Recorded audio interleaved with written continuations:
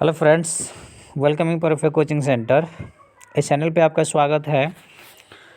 और जैसे आप थंबल देख रहे होंगे, 12th class physics BSB VVI selected short question. तो आज मैं इस वीडियो में उसी की बात करेंगे। इस वीडियो में हम 12th क्लास के फिजिक्स के शॉर्ट क्वेश्चन, सिलेक्टेड क्वेश्चन लेके आए हैं, जो आपके एग्ज़ाम के लिए काफ़ी हेल्पफुल रहेंगे। और इसके पहले मैं इस चैनल पे बिहार बोर्ड जो मॉडल पेपर जारी किया है उसको मैं अपलोड कर चुका हूँ विथ आंसर, केमिस्ट्री का और बायोलॉजी का। और फिजिक्स का इम्पोर्टेंट क्वेश्चन भी जो है, जो हर साल आते ही आते हैं, उसको भी मैं डील करा चुका हूँ।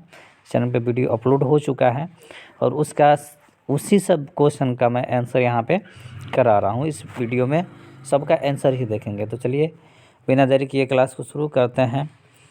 आपकी मर्ज़ी, अगर ये इच्छा हो तो कर सकते हैं, लाइक शेयर सब्सक्राइब चैनल को कर सकते हैं, बाकी आपकी मर्ज़ी। तो चलिए बिना देरी के क्लास चालू करते हैं। पहला क्वेश्चन इसमें जो है, ये हर साल लगभग एग्ज़ाम में किक हाफ नियम से कुछ ना कुछ पूछता ही है। पहला क्वेश्चन जो है उसमें है किफ हाफ के प्रथम नियम। किफ हाफ के प्रथम नियम को प्रथम नियम लिखे तो ये होता क्या है। तो किफ हाफ होता है कि चालकों को किसी जाल में किसी बिंदु पर मिलाने वाले विद्युत धारा का बीजीय योग्य शून्य होता है। मतलब उसी को हम लोग कहते हैं क्या, उसको किफ हाफ का प्रथम नियम कहते हैं। मतलब जैसे दो चालक है, मान लीजिए दो चालक है यहाँ पे, तो इसमें कोई जाल रचना बनता है। इसमें दो रेखा है, यहाँ पे विद्युत धारा क्या कर रही है, मिला रही है, इस चीज़ को मिला रही है, ठीक, किसी न किसी बिंदु पर मिला रही है। तो उसको हम इसका बीजीय योग जो होता है वो क्या होता है, वो शून्य के बराबर होता है। दो बिंदु ये मिलेगी तो इसका बीजीय योग का मतलब इक्वेशन के रूप में बीजीय योग जो होता है वो क्या होता है, शून्य के रूप में मिलता है। तो बे का प्रथम नियम ये किफ हाफ का प्रथम नियम कहलाता है, यानी ई आई बराबर 0। ये प्रथम बिंदु हो जाएगा और ये सेकेंड बिंदु हो जाएगा। उम्मीद है कि समझ चुके होंगे इस चीज़ को। दूसरा क्वेश्चन जो है वो है क्रांति कोण से आप क्या समझते हैं। क्रांति कोण से आप क्या समझते हैं। तो आप जानते होंगे ये क्रांति कोण जब भी बनेगा तो प्रकाश का अपवर्तन होगा। यहाँ से किरण जो आएगी वो आपतित होगी, 45 पे होती है, और यहीं से आके ये क्या होती है, मुड़ जाती है। तो जैसे ये मुड़ जाती है तो यहाँ का जो कोण बनता है, यहाँ और यहाँ, जैसे यहाँ पे लिखा हुआ आपतन कोण का वह खास मान जिसके लिए अपवर्तन कोण 90 के बराबर हो जाती है, क्रांति कोण कहलाती है। वैसे अगर ये सीधा जाता तो 45 होता तो वो परावर्तन हो जाता है, इसको आपतित किरण कहते हैं। इसको आपतित किरण, इसके बीच में जो कोण बना है इसको अपवर्तन कोण कहते हैं। अपवर्तन कोण ये कहलाता है। और ये कोण जो होता है ये अपवर्तित किरण कहलाता है, ठीक। इसको आपतन कोण कहेंगे और इसको अपवर्तन कोण कहते हैं। नीचे वाले को अपवर्तन कोण, यहाँ जो कोण बनेगा, एंगल बनेगा, उसको अपवर्तन कोण कहेंगे। और यहाँ जो कोण बनेगा उसको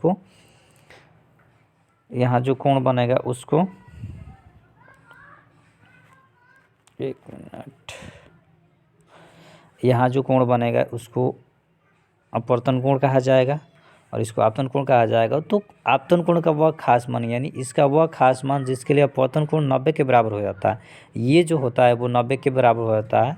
और इसके बीच में जो कोण बनता है इसको हम लोग कहते हैं क्रांतिक कोण। उम्मीद है कि समझ चुके होंगे इस चीज़ को। नेक्स्ट क्वेश्चन जो है वो है तीसरा, शंट क्या है तथा इसका उपयोग लिखें। तो शंट जो होता है वो एक प्रकार का यंत्र होता है। जब हम गैल्वेनोमीटर के साथ समानांतर क्रम में निम्न प्रतिरोध को जोड़ते हैं तो उसे हम लोग कहते हैं शंट। एक ऐसा यंत्र होता है जिसे हम लोग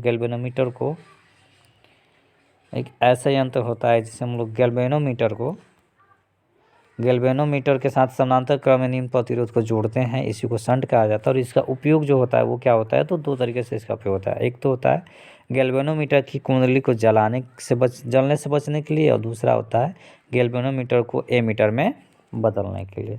नेक्स्ट क्वेश्चन, चौथा क्वेश्चन जो है वह प्रकाश का व्यक्तिकरण का परिभाषा दे। तो जब दो कला संबंध स्रोत होगा उससे जो प्रकाश निकलता है उसका पुनः तरंग अध्यापन के कारण प्रकाश ऊर्जा का पुनः वितरण करने की क्रिया को हम लोग कहते हैं प्रकाश का व्यक्तिकरण। मतलब जैसे कोई किरण है, प्रकाश यहाँ आया और पुनः फिर वितरित हो गया, यहाँ चेंज हो गया, अनेक दिशाओं में चेंज हो जाता है, इसको प्रकाश का व्यक्तीकरण कहा जाता है। ठीक, नेक्स्ट क्वेश्चन जो है वो है डोपिंग क्या है। तो कोई भी अर्धचालक है, उससे अशुद्धि जो प्राप्त होता है उसको ऊर्जा अंतराल में बदलाव करना होता है, उसी को हम लोग डोपिंग कहते हैं। यहाँ लिखा है किसी अर्धचालक को अशुद्धियों से अब मिश्रित किया जाता है ताकि उनके ऊर्जा अंतराल में बदलाव हो सके, उसे डोपिंग कहते हैं। ये एक प्रकार की क्रिया होता है जिससे ऊर्जा अंतराल में बदलाव करने के लिए इसका उपयोग किया जाता है। इससे अशुद्धि, अर्धचालक में जो अशुद्धि होता है उसको दूर किया जाता है, और दूर करने के लिए ऊर्जा अंतराल लाना पड़ेगा, ऊर्जा अंतराल हो जाता है, उसी को हम लोग कहते हैं डोपिंग।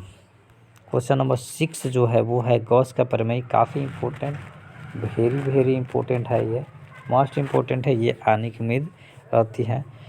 तो ये है किसी बंद पृष्ठ से होकर गुजरने वाले कुल विद्युत फ्लक्स उसके अंदर उपस्थित आवेश का 1/E0 गुना होता है, वो कहलाता है गॉस का प्रमेय। क्वेश्चन नंबर 7 है किसी विद्युत द्विध्रुव आघूर्ण क्या है, इसका मात्रक, ये सही मात्रक लिखें। तो डेफिनेशन है किसी विद्युत द्विध्रुव का विद्युत द्विध्रुव आघूर्ण उन दोनों आवेशों में किसी भी आवेश का परिमाण तथा इन दोनों के बीच की दूरी के गुणनफल के बराबर होता है, उसको हम लोग कहते हैं विद्युत द्विध्रुव आघूर्ण। और इसका ये सही मात्रक जो होता है वो कूलाम प्रति मीटर, कूलाम प्रति मीटर। क्वेश्चन नंबर 8 जो है वो है संधारित्र की धारिता से आप क्या समझते हैं। तो यह है किसी संधारित्र की धारिता संख्यात्मक रूप से आवेश का वह परिमाण है जिससे संधारित्र की संग्राहक पट्टिका पर देने से संग्राहक और संघनक पट्टिकाओं के बीच एकांक विभवांतर उत्पन्न होता है, संधारित्र धारिता कहलाता है, उसी को हम लोग संधारित्र धारिता कहते हैं, संधारित्र धारिता कहलाता है। नेक्स्ट क्वेश्चन जो है क्वेश्चन नंबर 9, क्वेश्चन नंबर 9 है वो है लेंज का प्रथम नियम लिखें। तो लेंज का प्रथम नियम विद्युत चुम्बकीय प्रेरण सिद्धांत पर काम करता है।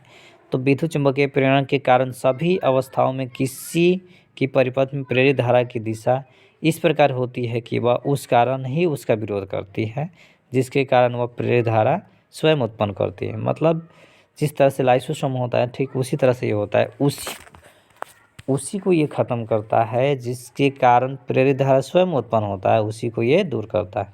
तो उसी को हम लोग कहते हैं लेंज का प्रथम नियम। नेक्स्ट क्वेश्चन जो है काफ़ी इम्पोर्टेंट है, ऑप्टिक्स से ये क्वेश्चन है। ऑप्टिक्स से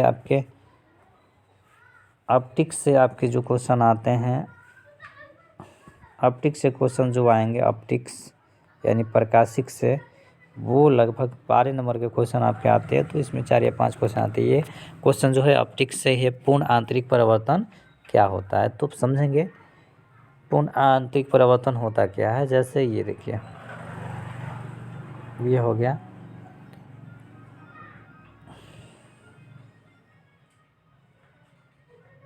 इस तरह से किरणें मुड़ जाती है तो इसको तो क्या कहते हैं, आपतन कोण।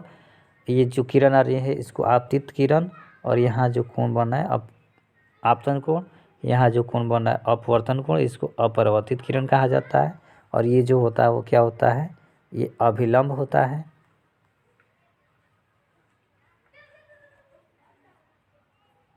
अभिलंब होता है, इसको आपतित किरण कहते हैं, आपतित किरण, इसको अपरिवर्तित किरण कहते हैं।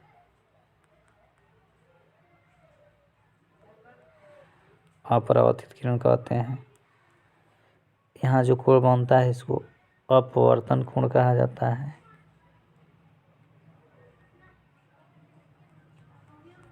और यहाँ जो कोण बनता है इसको आपतन कोण कहा जाता है।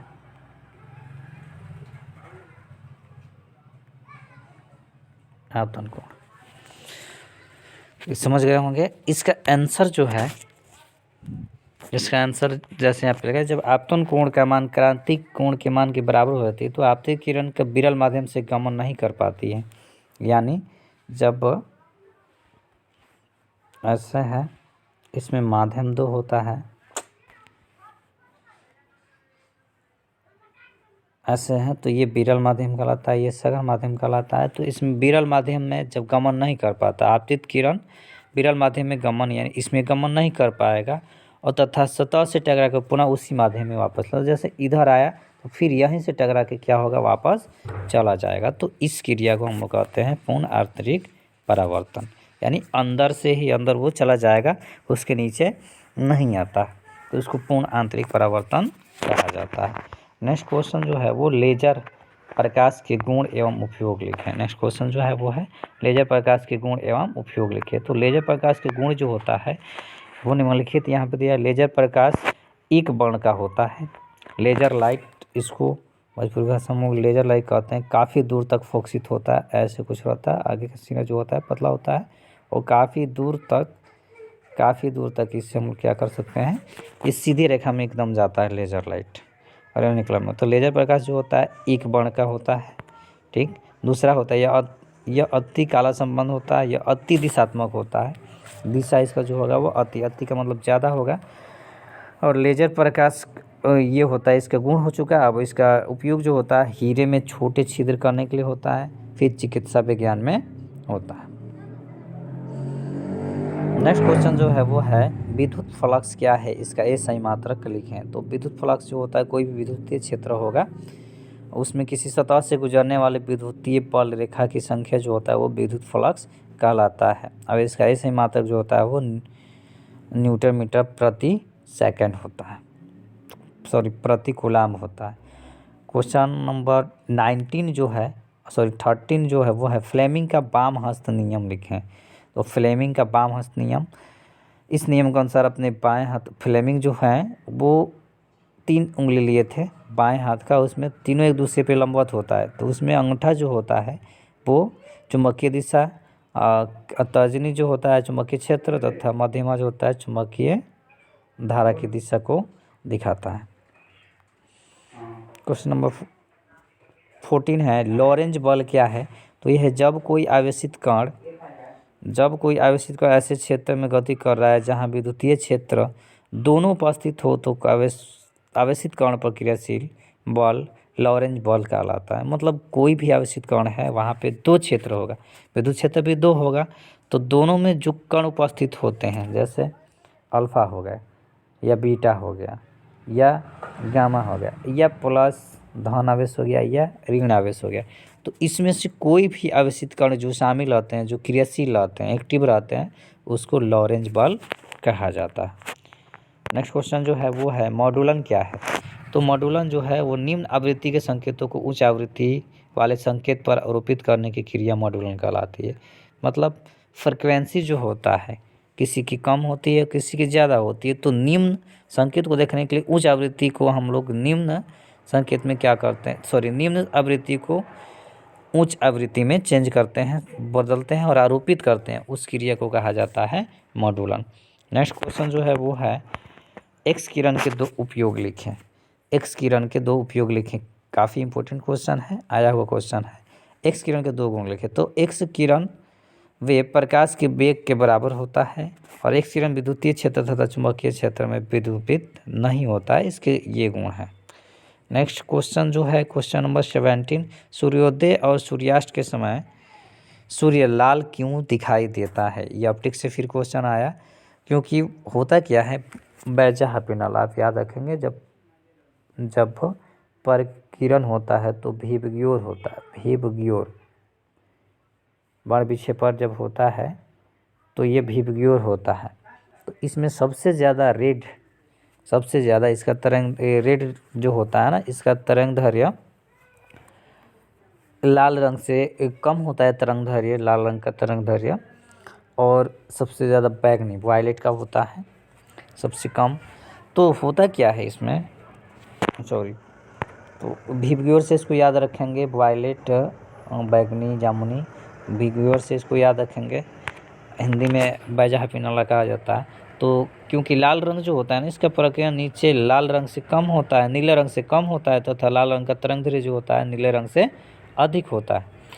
अधिक होने के कारण ही क्या होता है, नीला रंग हमारे आँख तक पहुँच जाता है तथा लाल रंग हमारी आँखों से, जैसे सूर्योदय और सूर्यास्त के समय सूर्य लाल दिखाई देता है, मतलब परावर्तित हो जाता है। आँख उस समय सुबह या शाम के समय में लाल रंग का तरंग दैर्ध्य हमारी आंखों पर पड़ता है, जिसकी वजह से हमें सूर्य जो होता है वो क्या दिखाई देता है, लाल दिखाई पड़ता है। नेक्स्ट क्वेश्चन, प्रति चुंबकीय पदार्थ के 2 गुण लिखें। तो गुण निम्नलिखित है यहाँ पे, जब किसी प्रति चुंबकीय सूचक ध्रुव n तथा s के मध्य रखा जाता है तो प्रति चुंबकीय पदार्थ अपने गुण के कारण स्वतः चुंबकीय क्षेत्र के लंबवत स्थापित हो जाता है। जब भी चुंबक का गुण दिखाना होगा तो वो नॉर्थ और साउथ 2 दिशा में ये क्या करता है, काम करता है, नॉर्थ और साउथ। और यहाँ ये चुंबकीय क्षेत्र हो गया, तो यहीं नॉर्थ और साउथ के बीच में चुंबकीय क्षेत्र जब रखा जाता है तो ये अपने गुण के कारण स्वतः चुंबकीय क्षेत्र में लंबवत क्या होगा, प्रस्तावित हो जाएगा, यानी इस तरह लंबवत क्या होगा, वो चला जाएगा।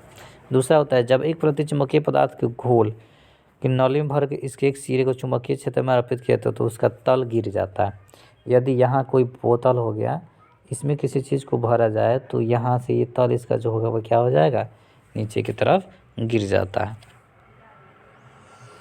नेक्स्ट क्वेश्चन जो है, आवेश संरक्षण सिद्धांत।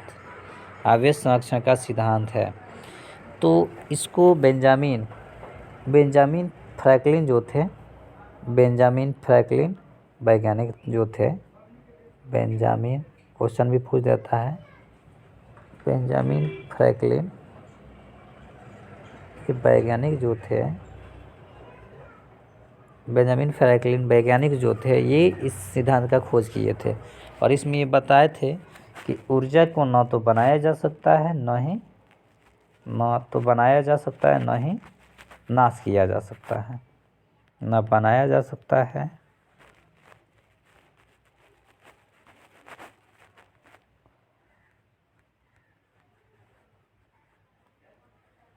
न नाश किया जा सकता है, न नाश किया जा सकता है, बल्कि इसको हम लोग करके तो जब न बनाएंगे नहीं और नाश भी नहीं कर सकते तो कर क्या सकते हैं, तो लेकिन इसके तो क्या कहते हैं, इसको हम चेंज कर सकते हैं, बदल सकते हैं। जैसे स्थितिज ऊर्जा को गतिज ऊर्जा में, गतिज ऊर्जा को स्थितिज ऊर्जा में चेंज किया उस तरह से इसको चेंज किया जा सकता है। तो इसी को हम लोग कहते हैं आवेश के संरक्षण का सिद्धांत। सिंपल याद रखेंगे कि ना तो नाश किया जा सकता है ना ही बनाया जा सकता है, उसी को हम लोग कहते हैं आवेश का संरक्षण सिद्धांत या ऊर्जा का संरक्षण सिद्धांत। क्वेश्चन नंबर 20 है, भावर धारा से आप क्या समझते हैं। भावर धारा से आप क्या समझते हैं, भावर धारा से आप क्या समझते हैं। तो ये भावर धारा से, यदि कोई धातु का टुकड़ा चुंबकीय क्षेत्र में इस प्रकार गतिशील हो कि उससे संबंध चुंबकीय फ्लक्स में समय के साथ परिवर्तन हो तो धातु के संपूर्ण आयतन में प्रेरित धाराएं उत्पन्न हो जाती है, जो संबंध फ्लक्स के परिवर्तन का अथवा धातु के टुकड़े की गति का विरोध करती है। ये धाराएं चमकदार होती है, इसलिए इसे भावर धारा कहते हैं। मतलब कोई भी धातु है, यहाँ चुंबकीय क्षेत्र उत्पन्न हुआ, फिर यहाँ पे प्रेरित धारा की तरफ, यानी इधर प्रेरित धारा की तरफ क्या होगा, विद्युत धारा उत्पन्न हो जाती है और ये परिवर्तन, इसके बीच कुछ ना कुछ परिवर्तन होता है। तो परिवर्तन होने के फलस्वरूप पूरे रड जो होते हैं वो क्या होते हैं, चमकदार हो जाते हैं। ये पूरे रड जो होते हैं वो क्या होते हैं, चमकदार हो जाते हैं। पूरे रड ये जो होते हैं वो कुछ इस तरह से चमकदार हो जाते हैं, चमकने लगते हैं, दिखाई देने लगते हैं, चमकदार हो जाते हैं। इसी को हम लोग कहते हैं क्या, इसी को हम लोग भावर धारा कहते हैं। ठीक, नेक्स्ट क्वेश्चन जो है वो है 21 नंबर क्वेश्चन, प्रकाश उत्सर्जन डायोड से आप क्या समझते हैं। प्रकाश उत्सर्जन डायोड से आप क्या समझते हैं। तो आंसर यहाँ पे लिखा हुआ है, प्रकाश उत्सर्जन डायोड एक अर्धचालक डायोड होता है जिसमें विद्युत धारा प्रवाहित करने पर यह प्रकाश उत्सर्जित करता है और यह रंग का या किसी भी रंग का हो सकता है। लेड का प्रयोग इंटेक्स में किया जाता है। ये होता क्या है, ये प्रकाश उत्सर्जन डायोड एक ऐसा अर्धचालक होता है ना जिसमें विद्युत धारा जैसे ही प्रवाहित करेंगे तो ये प्रकाश उत्सर्जित करेगा और किसी भी रंग में ये हो सकता है। ज़्यादा से ज़्यादा इसका लेड में उपयोग किया जाता है, इंटीग्रेट किया जाता है, उसी को प्रकाश उत्सर्जन डायोड कहा जाता है। नेक्स्ट क्वेश्चन जो है वो है, डिजिटल संकेत से आप क्या समझते हैं। आप जैसे जानते ही होंगे डिजिटल का ज़माना आ चुका है, तो इसे क्या समझते हैं। तो जब कोई परिवर्तित संकेत असतत परिवर्तन होता है, यानी इसमें वोल्टेज सिग्नल या धारा सिग्नल सतत रूप में परिवर्तित होता है, इसे संकेत को डिजिटल संकेत कहा जाता है।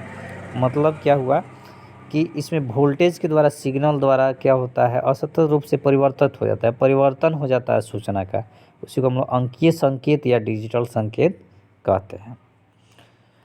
क्वेश्चन नंबर 29 जो है वो है एनालॉग संकेत से आप क्या समझते हैं। तो एनालॉग जो होता है ना, वो एक तरह का सिग्नल होता है जो निरंतर तरंग का रूप है। तरंग रहेगा तभी क्या होगा, एनालॉग संकेत हमें मिल पाएगा, जो समय के साथ बदलता रहता है। एनालॉग सिग्नल को एनालॉग सिग्नल को आगे सरल और समग्र संकेतों में वर्गीकृत किया जाता है। सरल एनालॉग सिग्नल एक साइन वेव है जिसे आगे विघटित नहीं किया जा सकता। मतलब इसका कुछ प्रकार भी होता है एनालॉग का। एनालॉग का सिंपल भाषा में आप याद कर सकते हैं कि ये समय के साथ बदलते रहता है और निरंतर तरंग का एक ये रूप होता है, उसी को हम लोग एनालॉग करते हैं और इसको हम लोग विघटित नहीं कर सकते हैं। नेक्स्ट है आँख से ही है, ये ऑप्टिक से ही है। अंध बिंदु तथा पीत बिंदु में अंतर। तो अंध बिंदु और पीत बिंदु में अंतर यहाँ है, ये आँख का भाग होता है। अंध बिंदु में पहला पॉइंट जो है, ये पीत बिंदु से कुछ दूरी पर स्थित होता है और ये पीत बिंदु कॉर्निया के केंद्र के समरूप स्थित रहता है। दूसरा जो है, इसमें बड़क नहीं पाए जाते हैं और इसमें पीला बड़क पाया जाता है पीत बिंदु में। तीसरा, इस स्थान पर ऑप्टिक तंत्रिका आरंभ होती है और इस स्थान से कोई भी ऑप्टिकल तंत्रिका नहीं निकलती है। चौथा, इसमें फोबिया सेंट्रिसोल नहीं मिलती है और इनमें फोबिया सेंट्रिसोल मिलती है। क्वेश्चन नंबर 25 है,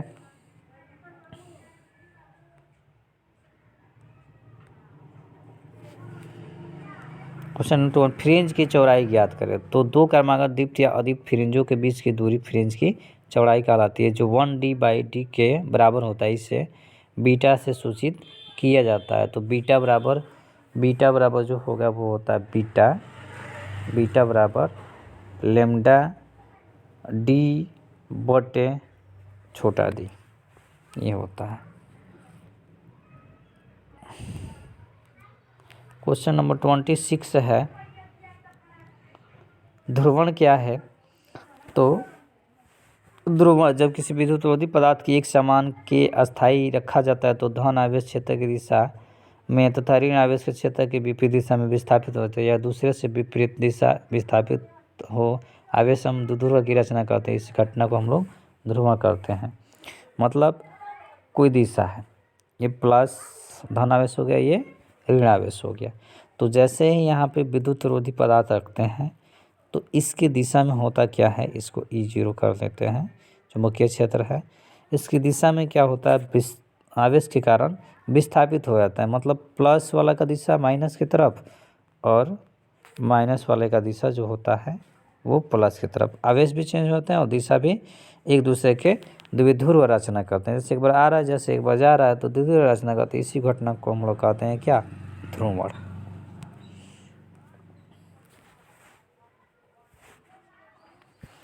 क्वेश्चन नंबर 27 जो है वो है, प्रतिवर्ती धारा में प्रवाहित एवं प्रतिबाधा प्रतिघात एवं प्रतिवर्ती धारा में अंतर, क्या अंतर है। तो यहाँ लिखा हुआ है प्रतिघात, प्रेरकत्व द्वारा धारा के प्रवाह में आरोपित अवरोध को प्रतिघात कहते हैं। इसका ऐसे मात्रक ओम होता है।